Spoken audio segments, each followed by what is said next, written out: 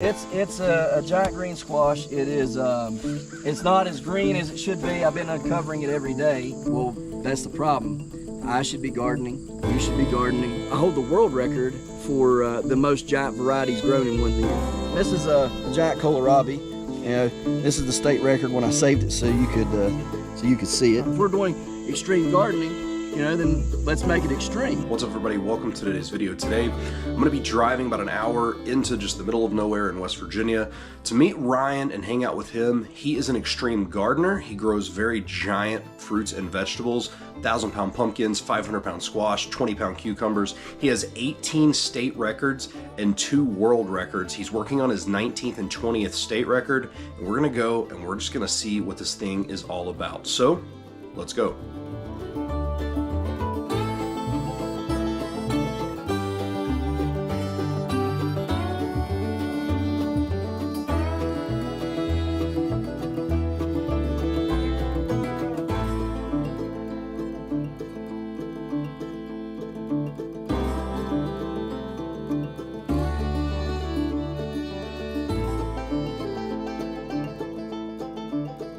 Well, yeah, I'm hoping that one will do good. This one here, I think it's about done. My carrots ain't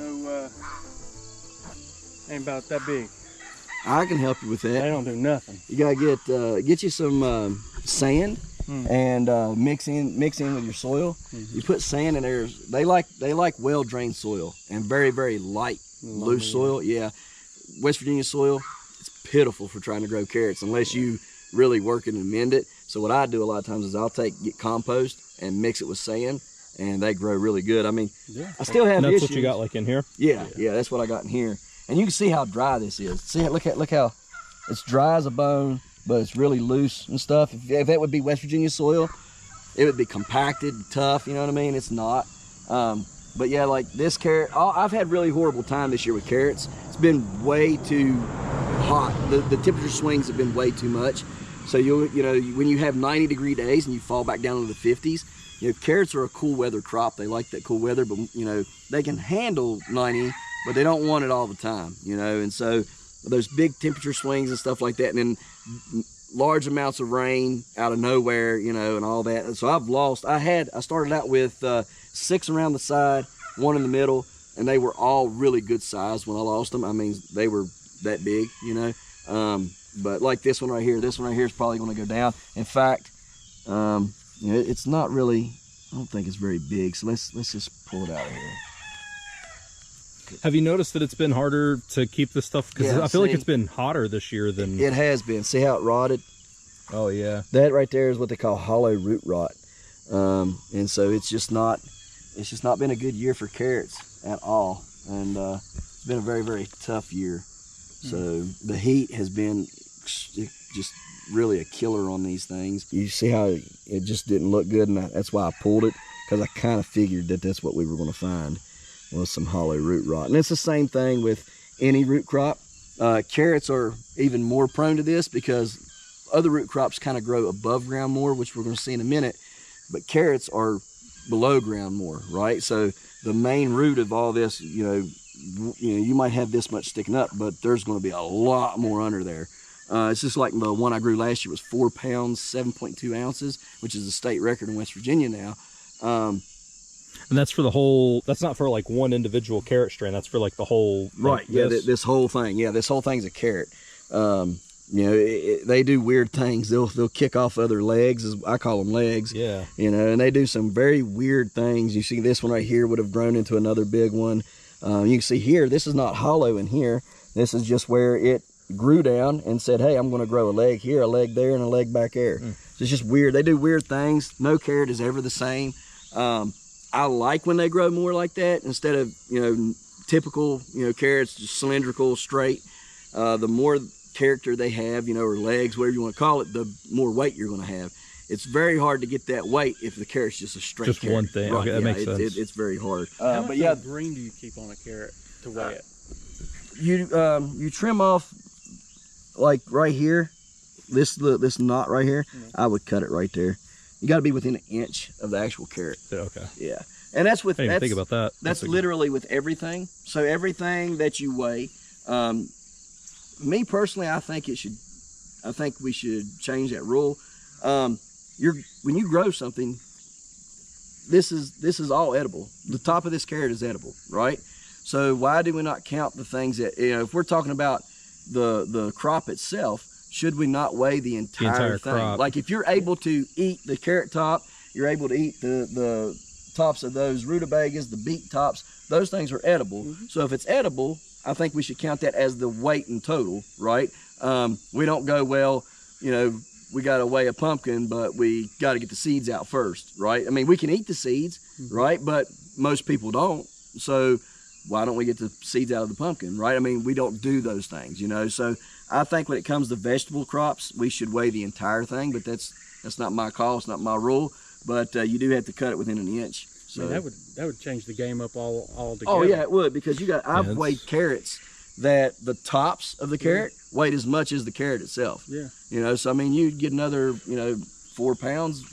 Well, I guess depending on the way that you do things, it'll change how this grows, like how full the top is, or yeah, you can let these tops get really, really full. I mean, you can. I mean, I've had carrots that would, if they were in the center of this, their tops would be laid out all over this. You wouldn't even see the dirt. Whoa. Carrot tops can get really, really big especially on a giant. But you don't really want that, and the reason why you don't want that is all these leaves, the way they run. You see how they're kind of shaped like a cup or whatever you want to call it. Oh yeah. And it just kind of, the water sets there. Well, the water sitting there on top of it will rot it. So unless the more you have, the sun can't dry it off, so then the moisture just setting there. It's really a matter of airflow trying to get through. Gotcha. So you would, if they changed it to where you could do that, you would have to really play it safe because if you had it too full, it could damage the exactly. That would add a strategic element to it. It would. It's really all about the way I think. That's really what we should be doing. If we're doing extreme gardening, then let's make it extreme. If we're growing giant things, then let's grow giant things. You know what I mean? Because like you said, it would be very strategic. You would have to know how much you have to cut off, how much you shouldn't. The more foliage you have, the more solar panels, right? You'll hear me refer to that, as leaves as solar panels a lot today. But the more foliage you have, the more solar panels you have, the more sun can grab a hold of that photosynthesis, the more sugars are going to be, exchanged and converted over, because you've got that power right here, right? If I cut this back to nothing, and only had a few of these laid there, well, it's not going to grow very well. The more that you have, the more green you have to grab that photosynthesis and be able to, help exchange that. The more power the plant has, the more and better that the fruit or vegetable will grow. I picked a bunch the other day, but there should have been some in here that's ripe. I was going to let you try them out because they're very, very, very good. Let me see if you find some. If you find some ripe, they're a little yellow. Out there, yellow. Yeah, here we go.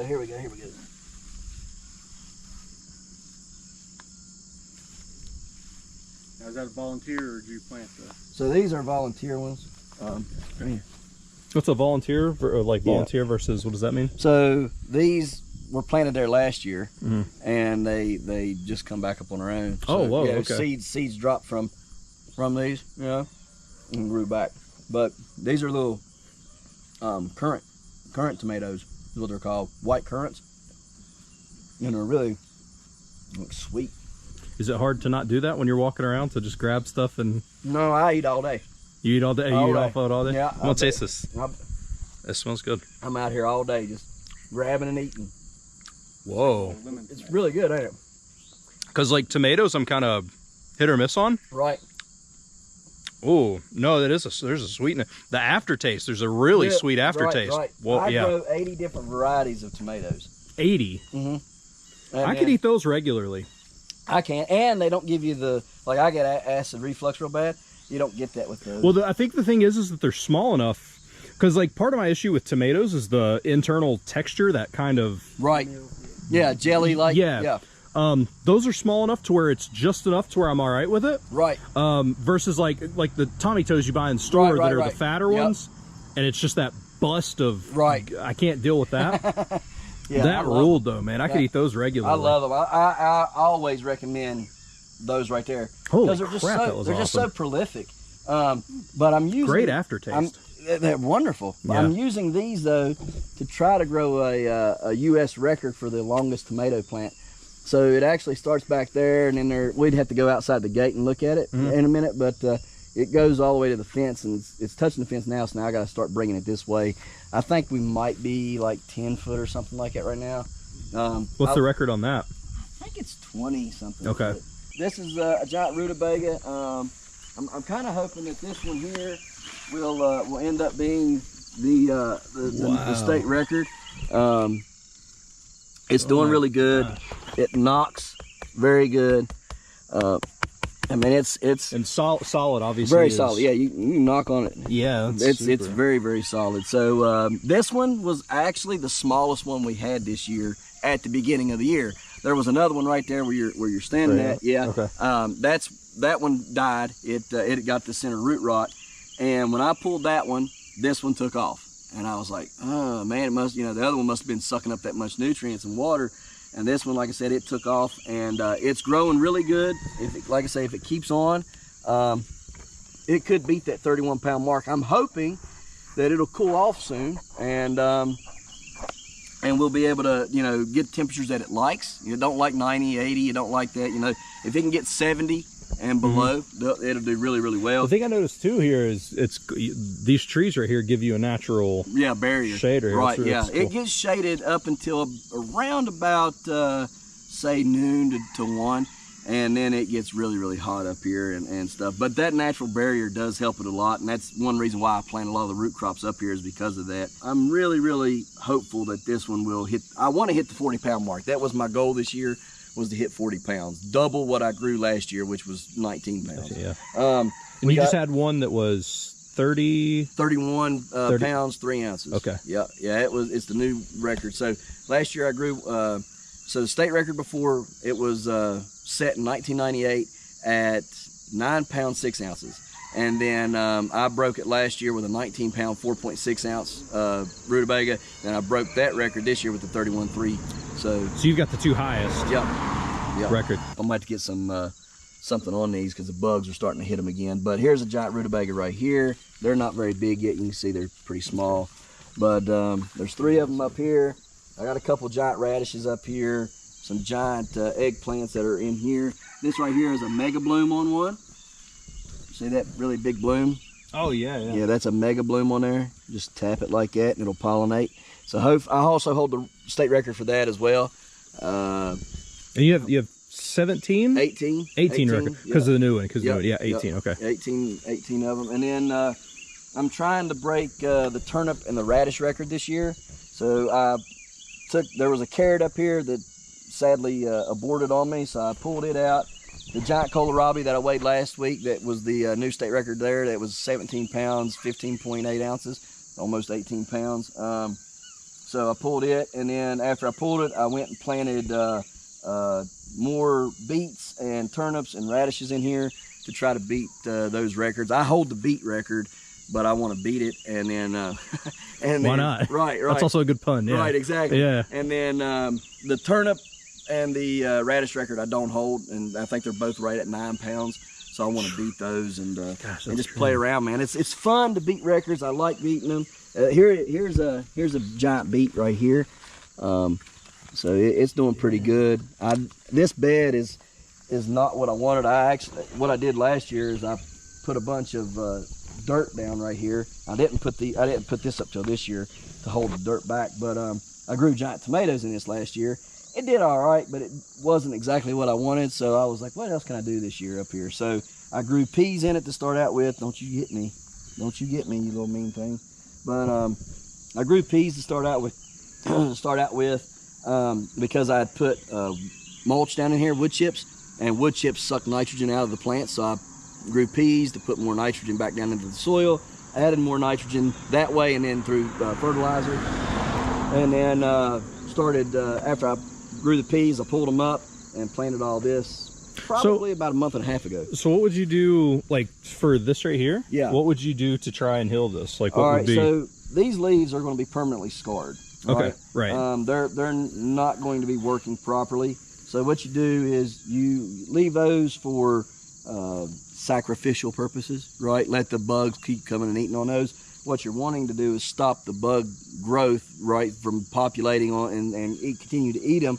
So, you know, I try to stay away from stuff, you know, so if I can help it, I won't use 7 Dust or anything like that if I can help it. If not, 7 Dust will have to be put on it. But try to use like cayenne pepper, you know, lavender, peppermint, things that bugs aren't going to want to naturally go, right? You know, or predatory stuff, right? Because you not only have bugs that'll eat your plants, but there's other things, you know, that'll come and eat them too, rabbits and such. So try to use lavender and peppermint. Well, not lavender, peppermint and eucalyptus. Here's a bug right here.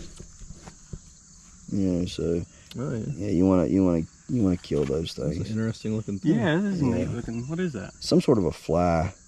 And you see it's trying to change itself. See how it's trying to come out of its little larvae thing, because there's the backside of it. That was the larvae. Here's the middle and here's the head. The wings are coming out over here on this side. I've been told by a lot of really good growers, way older than me, been growing for a long time, that the reason bugs attack your plants is because there's already a disease in the soil and the plant is weak. And the plant, so because the plant's already, all right, so plants, from what I was told, send a signal off, signaling, hey, I'm weak, I'm distressed or whatever. And bugs pick up on that and they attack it to eat it, finish it off, and get it out of there, right? And so, and I believe that is to be true, because there's a lot of plants that you'll watch and see, they'll be perfectly fine, they're healthy, they're fine. And bugs will be all over it. And then you look at, or not bugs, but there wouldn't be no bugs on it. And then you look at a bad one, same type of plant, and they'll be covered in bugs, and the plant will just be wore down and bad looking, right? So I do believe there's probably some truth to that. This is a normal garden tomato. It weighed 1 pound 9 ounces. And then these are giant tomatoes. So this one was this was 3 pound 2.8 ounces, and this one last night was 3 pound 3.1 ounces, I think. Those are huge. So those do like the carrots do, where you'll have the multiple kind of. Yep. So that's what they call a mega bloom. So you see how this one's like a caterpillar? Like, look how many there was. Yeah. 1, 2, 3, 4, 5, 6, at least 7 blooms all in that one mega bloom. And then this one had like 4.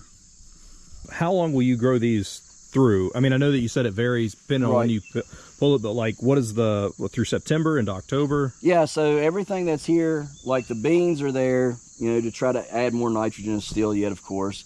But, you know, the eggplants, they're, you know, as soon as the frost comes, they're going to be done. They ain't really grew very well this summer because it's just been too cold at night. So that's really hindered how they've grown. Like, these should have had blooms months ago, right? And they just, you know, even though I planted them a month and a half ago, when I planted them, they were, you know, like this tall.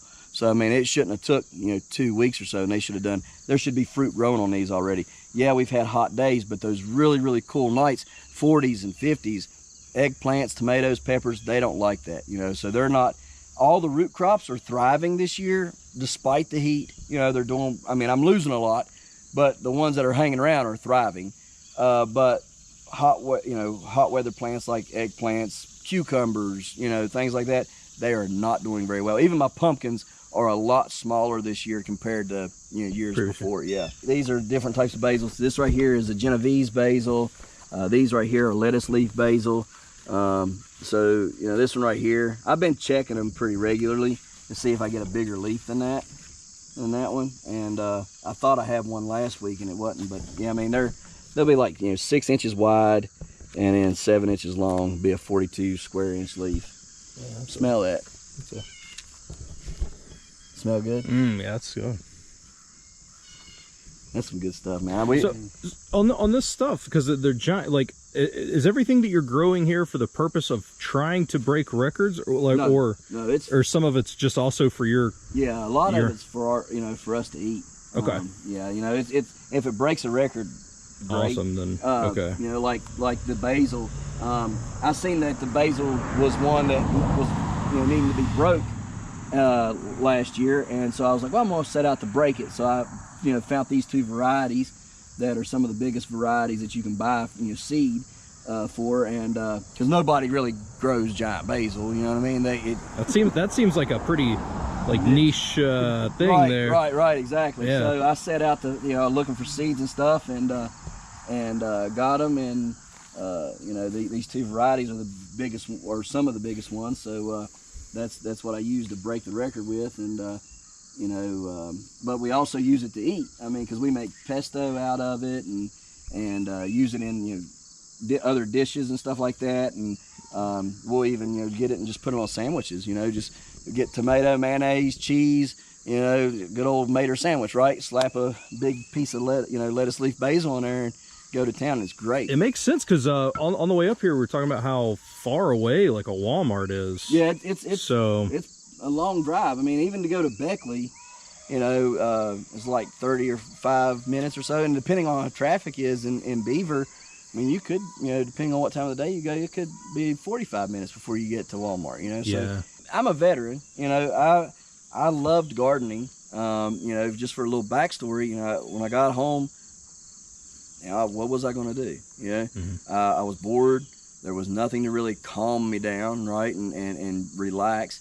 And so, I grew up gardening with my grandparents and my dad and my mom, so I was like, I'll just plant a garden, So in 2008, I planted my first one, and I just kind of fell in love with it, right? And I just continued to grow.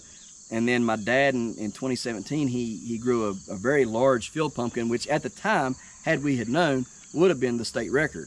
But we didn't know anything about that stuff. And this was 2017. 2017. And you hadn't gotten into it right, at that point. Right, yeah, okay. I hadn't. I was just growing for fun. He grew that in 2017. I went up there and I was like, man, that's a huge pumpkin, Dad, And so I was curious, was sit down on the porch and I Google, how to grow a giant pumpkin. And I see these pumpkins that are 1,000+ pounds. I'm like, Dad, did you know they get this big? He's like, wow, that's, I didn't know that. So like, that's where the whole love, and started researching and things. Went down to Milton, has the pumpkin festival down there. Seen some really big, 5 to 1,000 pound pumpkins down there that year. And that's where I fell in love with it.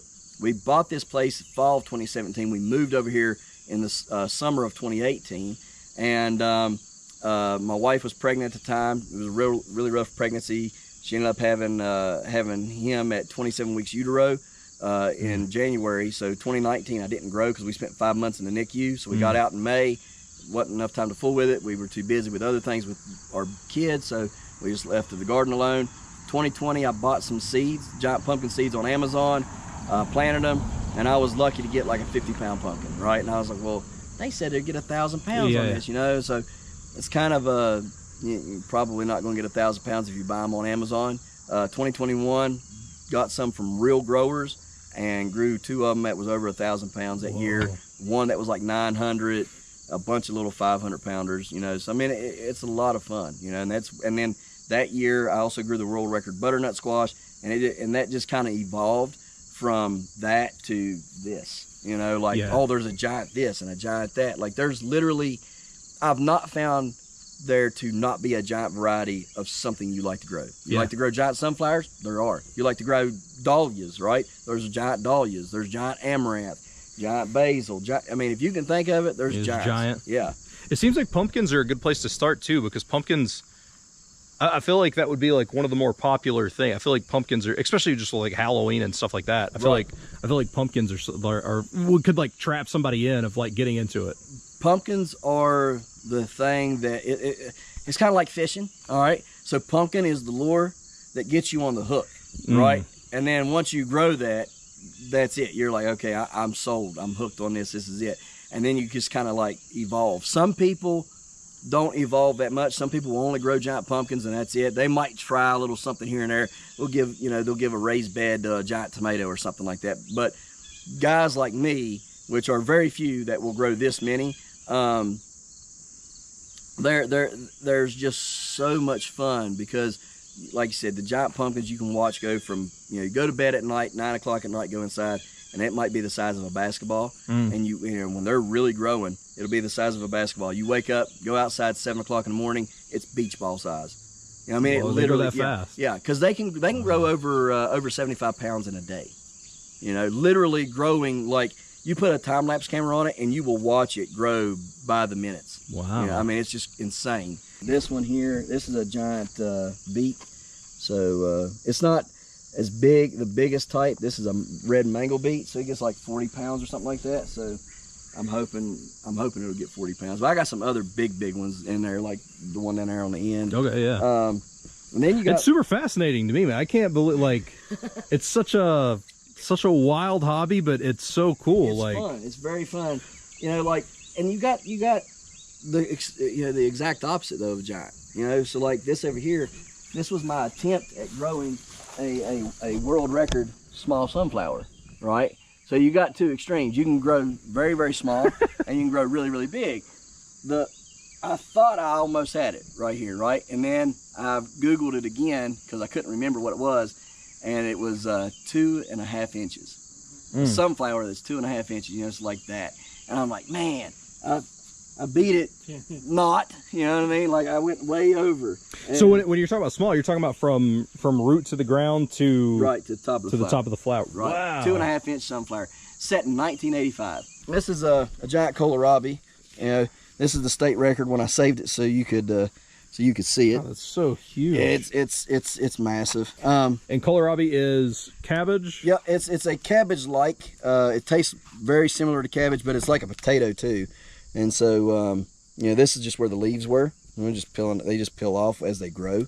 But anyways, yeah, it tastes like a lot like a cabbage, but it's also got that potatoish like texture. You know, so you can cut it up and cube it and fry it like potatoes, and fry it with potatoes if you want. And it How long really will good. something like that last? Since it's so huge, like versus. If it wouldn't have been, you know, trying to go bad whenever I pulled it, this would have lasted a long time in the house. Whoa. Do you use the giant stuff? I mean, obviously, I know you have the garden too, but with the climate, does the giant stuff that you grow help as far as preserving stuff to eating over the winter time? I mean, it definitely can, because like those giant kohlrabis up there, you know, if they continue to do well like that, they could get as big as that, maybe bigger. And that's just more food, you know, as long as they don't go bad. I mean, we'll definitely eat it. You know, You can it? You can any of it? You can. Well, now kohlrabi we don't can. We freeze it. We'll cut it up in cubes or slices and freeze it. You know, but yeah, I mean, you can ferment it. You know, like radishes. You probably ferment it with radishes because we ferment radishes and stuff. So you can probably ferment it. There's might be a way to can it. I'm not sure. You know, I've not really looked into doing kohlrabi like that, but I would say you could, if you know, because we can beets. You know, we do all our beets and can them up. So I mean, I would say you could probably do it like that. Like I said, I've just never tried. Rutabagas usually get turned into mashed potatoes around here. Well, not mashed potatoes, but mashed rutabaga. Yeah, mashed rutabaga. We just call it mashed taters because it's, you know, that's what we're making. You know, but it's really good for you. It's not got the carbs that the potatoes have and stuff, and I like it a lot better. You can put some sour cream, some chives in there, and it's just something different, you know? Yeah, that sounds awesome. I don't know if I've ever ate rutabaga before. I encourage everybody to try it because they're really good. Like this one over here, if it keeps growing good. All my Boston pickling turns yellow. Maybe, just maybe, we might have a record. Oh, whoa. Yep. Man, that is a huge cucumber. Yeah, I'm hoping it'll keep on going. You don't have any, since this is outside the fence, you don't have any problem with animals? Nope. No issues. Not yet, anyhow. How does that say? Not yet. Not yet, anyhow. Yeah. See, like the cucumber plants, it's been so cold this year that even they didn't. I mean, hey, when have you seen a cucumber plant only grow one vine? I don't. And you know what I mean? Usually they got vine after vine. You can't even. There's such a mess. Right, but not this year. This is all you get because it's been so cool. Here's some more 45-gallon containers, smart pots. We have the U.S. record sunflowers growing here. I don't know that they'll end up finishing, but certainly going to try it out. Like I said, I had them planted over there, and the windstorm come through and knocked them down.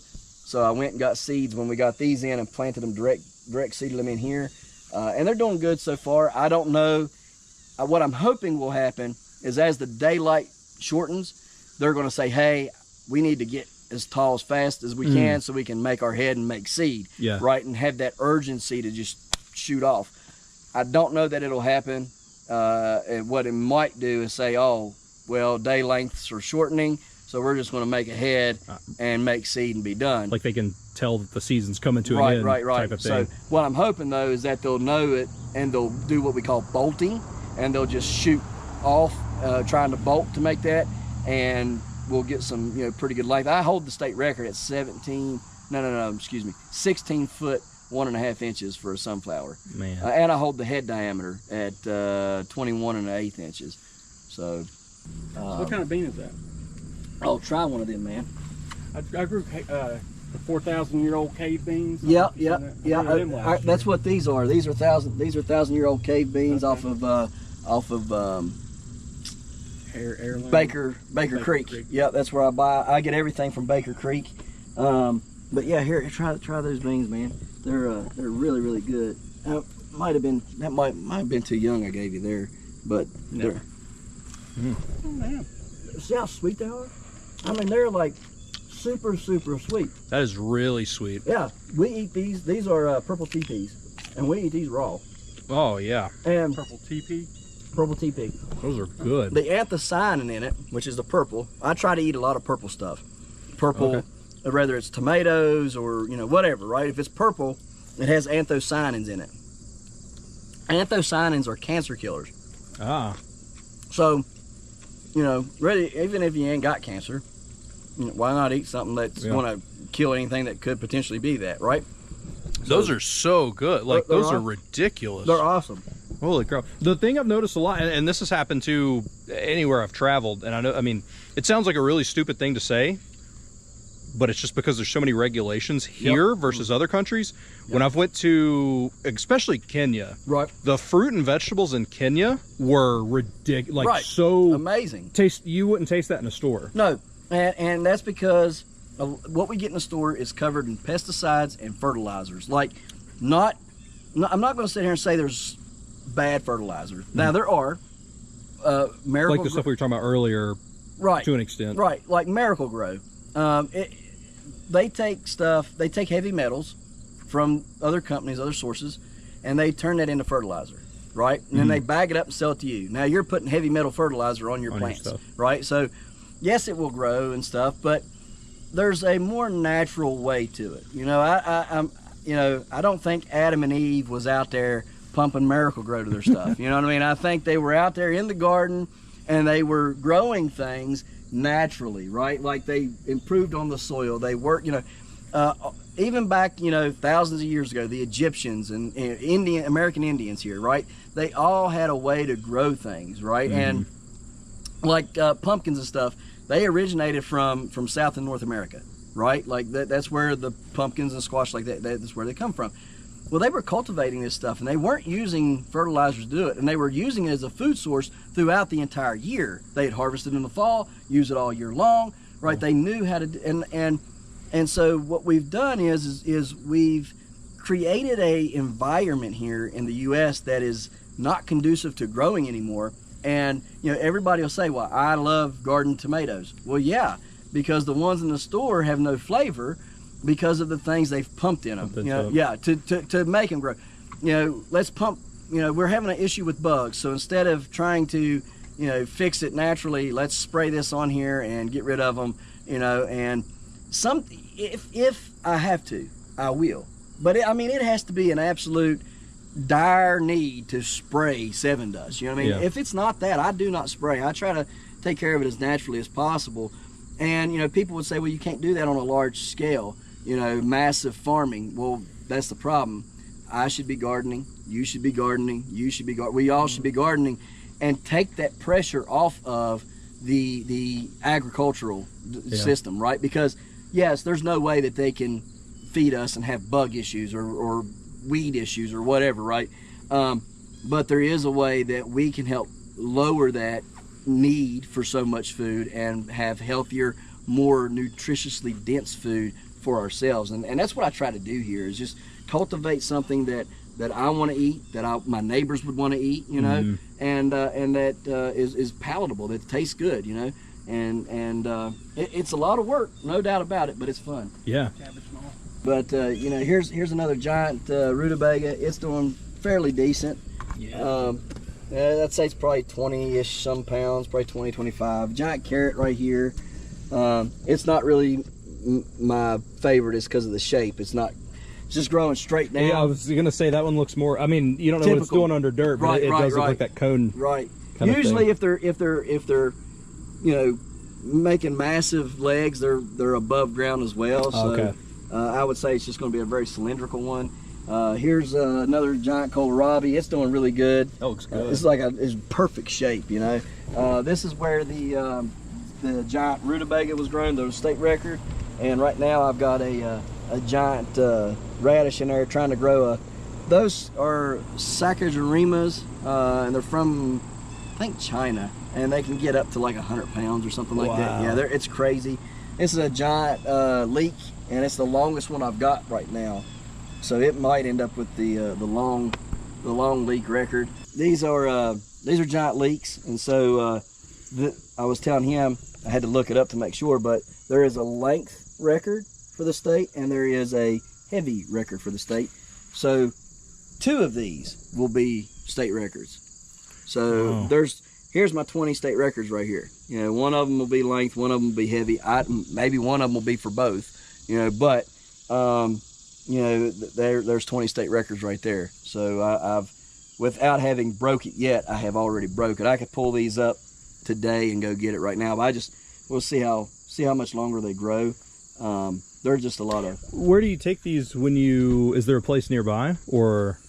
So if you want to get the state record, you need to go put it on certified scales. I hate them.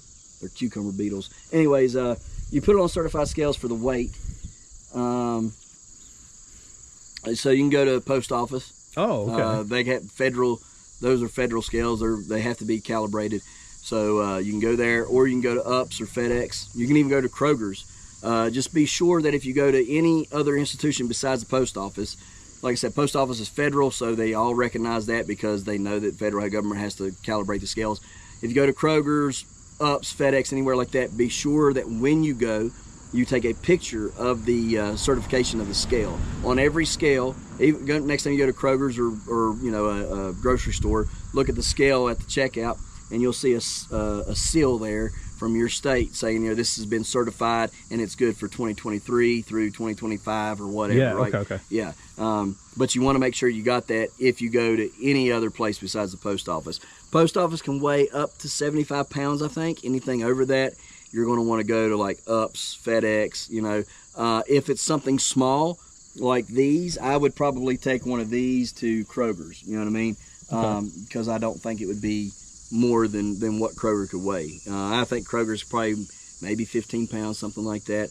I've not really tested it, but I think best I can remember when I was going to take my butternut squash down there, I think the biggest they could go was like 15 pounds, because they've had people that down here at the Hinton one that wanted to weigh fish, and they could only go up to 15. Okay. Yeah. So so just make sure you got that certification, a video and a picture of it, and that'll give you that. And then if you're going to do a length, what you'll have to do is you'll pull this out.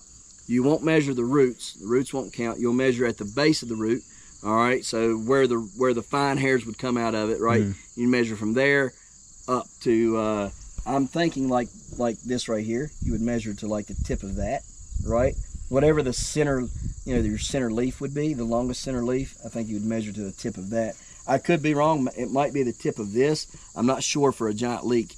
For a giant sunflower, you measure from the base of the sunflower to the very tip of the sunray petal. So the green petal that's on a sunflower, you know how you got yellow petals, and then you got the green ones that are behind it. So you would measure to the tip of the green one. Okay. Yep. And the same way when you do the head on a sunflower, you measure from the widest tip to the widest tip on those. Okay. So yeah, I'm not sure on these yet, but we'll find out pretty soon. So it's pretty exciting though. It's yes, I mean that's like you said, record essentially 19 and 20. Yeah, and this is the first year I've ever grown these. So then you could set a record for most records in West Virginia. Well, I've already got that record, and I hold the world record for the most giant varieties grown in 1 year.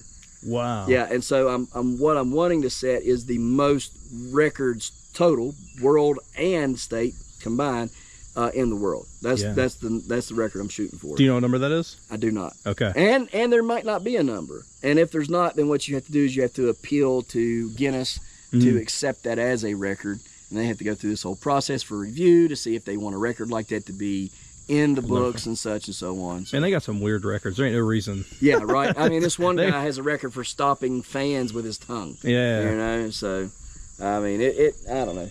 All right, so this is a giant green squash. Let me see here. I thought this, from standing over here, I thought this was just like one of your kids, like a play tent or something. You know what I mean? Like right. No, it's a giant green squash. It is it's not as green as it should be. I've been uncovering it every day, trying to get it darkened up some, but it looks like it's trying to lighten up instead of darken up. One you see over here though, it's got the green hues on it, green and gray over here. Okay, yeah. So wow. I'll show you another one that's over underneath that blanket that is real green. I don't know if the video here is going to do justice of how massive this thing is. Yeah, it's fairly decent size. I'm pretty proud of it. It's pushing close to the state record, and really want it. See, the GPC has this weird rule that it must be green, gray, or blue, right? Well, the stem will tell all you need to know that it is a giant green squash, because it's giant green squash only have stems like this. You know, that's how pumpkin stem will show you in a little bit. They're completely different, and so you can definitely tell it's a giant green squash for that. It's not a cross of the two. You know what I mean? You wouldn't get that. You would end up, any cross that's ever been done, they always end up with a pumpkin stem. Because people do cross the squash into the pumpkins to make them heavier, make them more dense. Gotcha. But so it's almost like trying. I mean, I guess not, but it's almost like trying to cheat the system. Like if you're going for growth side, like stuff like that, like to pad weight. Yeah, it's perfectly legal to do. You're just going to have your chances of growing a green squash out of that seed are going to be very low. More than likely, you're going to get classified as a pumpkin every time, and so. Because of that, the GPC made a rule stating, well, you know, you gotta have this color, you know, and it's got to be green, gray, or blue. Gotcha. And this thing here, it doesn't have any orange. There's no orange in this. There's no pink in this, which is typical what you would see with a cross of the two. It's a very. Whenever I went and got paint cards from Lowe's and matched it up with the paint card just so I could see. And so this color is lime spritz. Is what it's called. Lime spritz, okay. Yeah. So yeah, you can see. Like I said, I don't know if the camera will pick it up, but you can see like the green in it. The green in it. See, look at right here. See the white in the line. Yeah, I can see the distinct white line. Right, that's a distinct white line there and there. This right here was very green, but then as I've left the cover off of it, it's turning more of a mustard green color, you know. And there's some other places, you know, like down here on the bottom, it's really green, and around this side over here, it's greenish colored, you know. It's so borderline that depending on what way off you took it to, somebody might call it a squash, somebody might call it a pumpkin. The other question I had about this was keeping the bottom good. Right. So it's because I figured it would sand. Okay. Yeah. So what I had been doing was going to Lowe's, getting foam board. Right, foam insulation board. They're 8 foot by 4 foot, right? So, and then cutting them in half, making a 4x4, which I'll show you some pumpkins are sitting on back there. But then I was like, I'm spending this money. They never last past a year, you know, and it's $23 to $25 a sheet. You know, you get 2 pumpkins out of each sheet. And I'm like, is it worth it? You know, so I messaged a buddy of mine. I said, hey, what if I just set them flat on sand? You know, like how much sand would I need to keep from, because you do not want these setting on direct contact with the ground, because you're taking a very big chance of rot setting in. Yeah. So he was like at least 3 inches thick after the pumpkin sat on it, squished it, and then rolled. So these are, I don't know how much sand they're sitting on out here, but you can see the sand, and it's kind of rolled out a little bit, but up underneath it here is very thick still. So yeah, it's really still good and thick, so we ain't got no worries there. But yeah, you definitely don't want it just setting flat on the ground. That would be a bad thing. You want sand or foam board and sand. The sand allows for drainage and drying up quickly. Even when you got foam board, you still have to put holes in it to let the water drain. But the sand on the foam board will allow it to slide across like glass as it grows, right? It just kind of gives it a surface to grow on, and not, because if it grew, I think, directly on, you know, mill fabric or, you know, the board, it would just scoot the board along. Scoot the board It would right. just sit on it and scoot it. Where if you got sand, it just kind of scoots across sand. And what we will see is it will push the sand. And then we'll say, well, it's pushing sand, so we know it's growing, right? I mean, it's just like a bulldozer. When it's sitting on the bottom, it just starts pushing that sand forward. And we'll say it's pushing sand, so I know it's growing. You know, as long as they're pushing sand, they're growing at an exponential rate. That makes sense. Yeah. What I'm hoping happens is this right here. See how this is cantalouping? See, it's making the netting, all this right here? Yeah. So if it does that the entire fruit, then they have to classify it as a squash, because all those cracks and stuff in there will make it lighter. So then they have to, if the whole fruit is like that, at least this side over here, then they have to classify it as a squash. But yeah, it's definitely a squash. The mommy was a squash, and I've traced the genealogy all the way back to long time ago. And you can trace the seeds that they come from. Yeah, like, it's just over and over? these are just like breeding dogs. So wow. I know that this will be the mommy to the seeds inside, and that one up there, the plant, I took males off of that plant and bred into this, so that plant will be the daddy. And so we keep genealogy tracks of what was bred to what.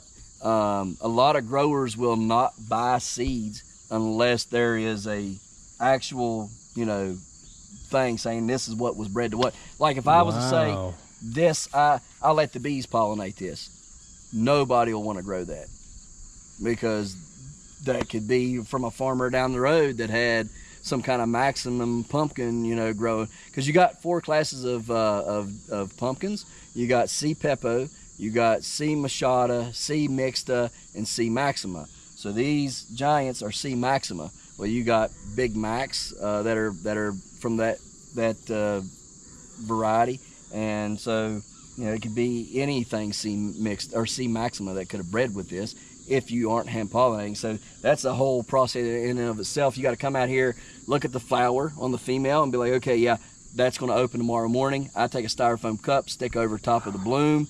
I'll pull my males off, because I don't want any bees getting on the males that morning before I pollinate, because they could have had pollen from something else to get on there, and you don't want that.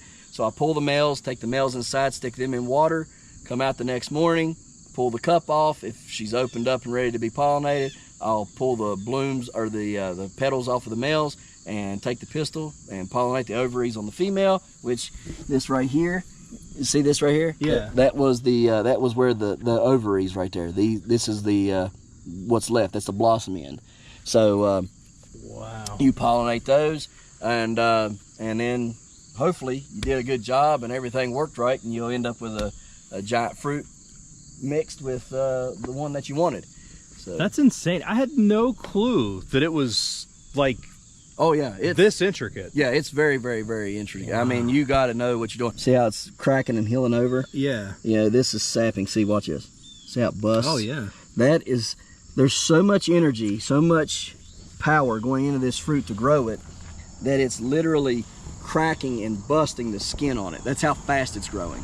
And there's so much power that it, like I said, it's cracking, and then there's so much water going into it that's pouring out of it, sapping out of it.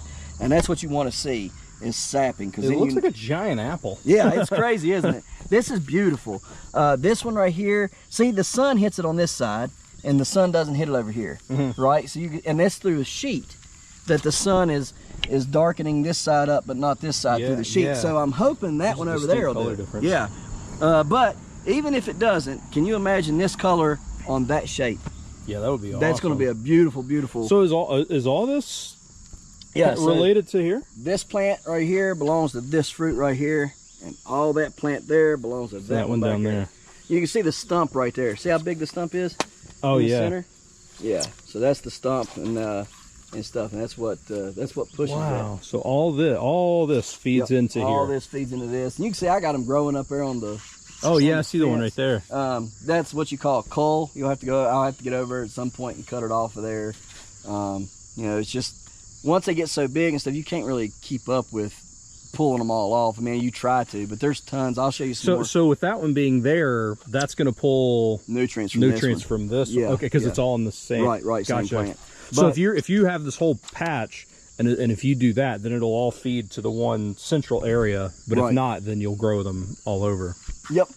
And you can grow multiple. I mean, there's people who have grown, you know, one plant and grown 300 or 400 or 500-pound pumpkins on one plant. Wow. And I'll show you 2 of them back there that are both over 500 pounds on one plant here in a minute. This is my pride and joy one right here for the year. This is about a 400 and some pound pumpkin. We should be setting around 1,000+ pounds on this one. I really want to set out to be the king of orange in the South. When the storm come through, it tore everything up. All the growers that have been growing a long time, they said, "Oh, you're done. Hang it up. That ain't going to do nothing." And I thought the whole plant was going to die. See, there's a hole right there in the stem where it grew so fast it split it.